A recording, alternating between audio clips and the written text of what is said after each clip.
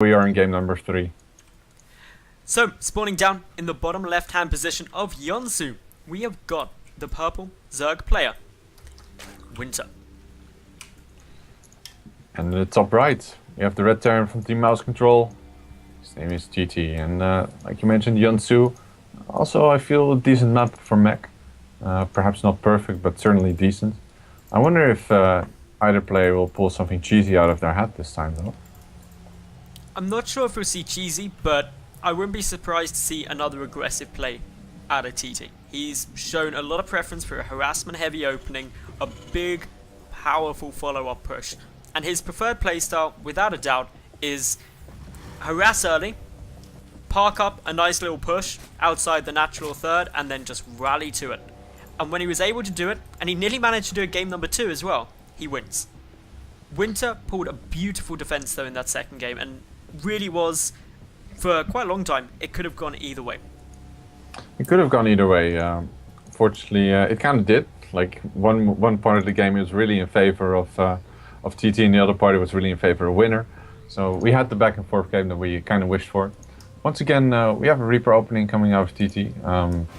It's predictable in this stage of the metagame, but as stable as it gets, I really cannot say no to such an opening.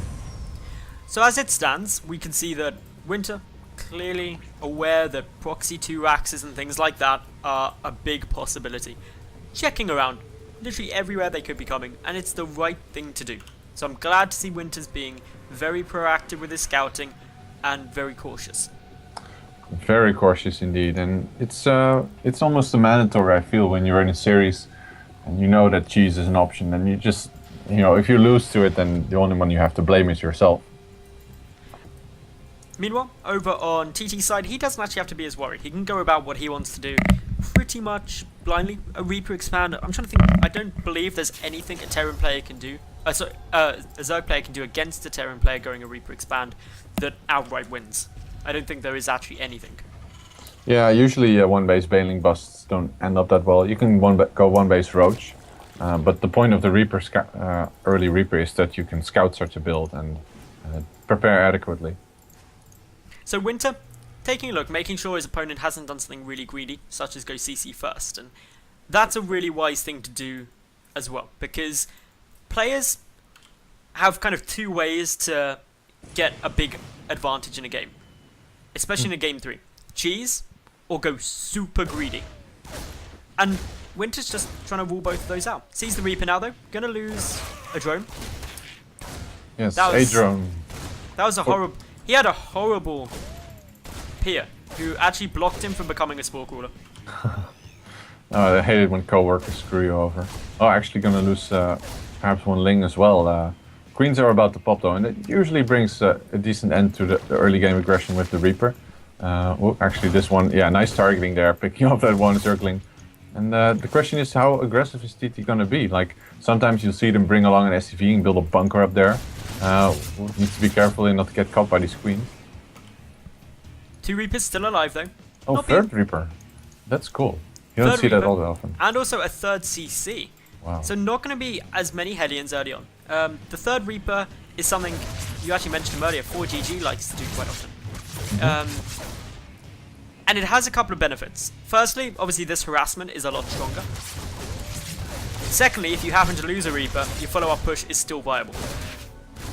Yes, you see the firepower of 3 Reapers is just so much higher. This one queen almost gets taken out, and you can just sit back a bit and regen and go for another engagement. We have these links on the top of the ramp for Winter, trying to catch the Reapers if they jump up.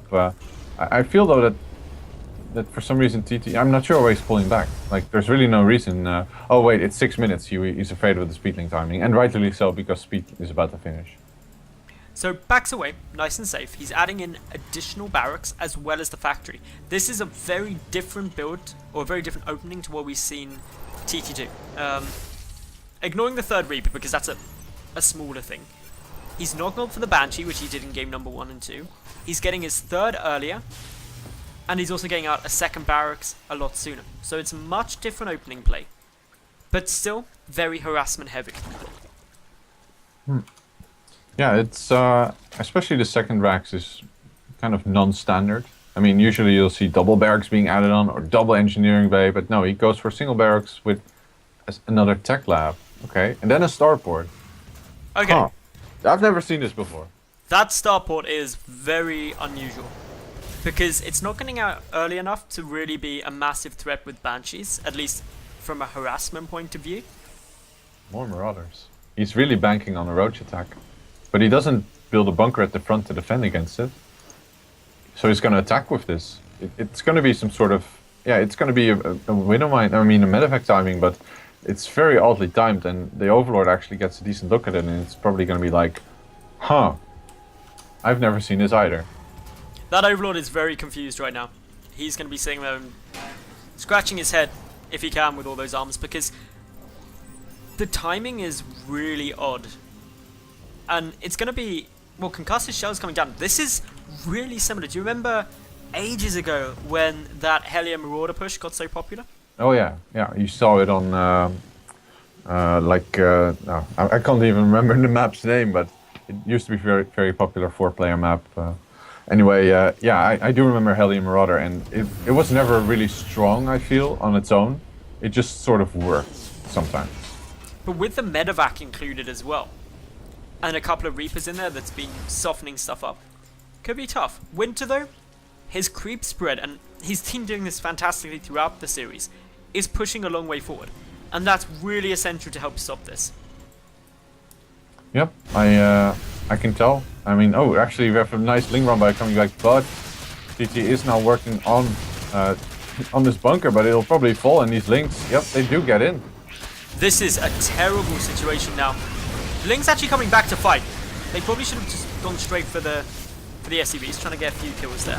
Yeah, only managing to rack up that's nothing. Like, oh, you could have done so much more damage there if you tried.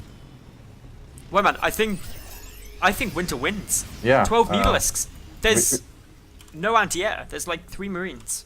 Yeah, going Hellier Marauder means you kind of lose to Mutas, and that's what he's doing. I mean, he's getting nice upgrades, and he does have double eBay, but no turrets, and here come a lot of links, which will probably get fried by this anti-airless army, save 3 Marines.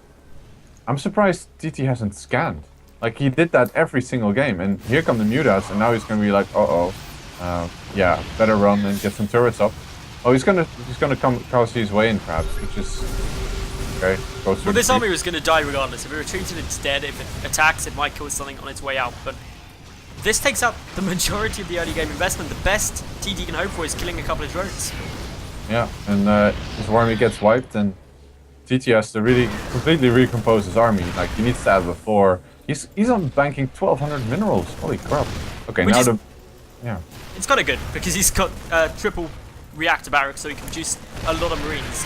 Get them those missile charges, but in come the Mutalisks, and they can just harass add-ons. They can take those out nice and simply.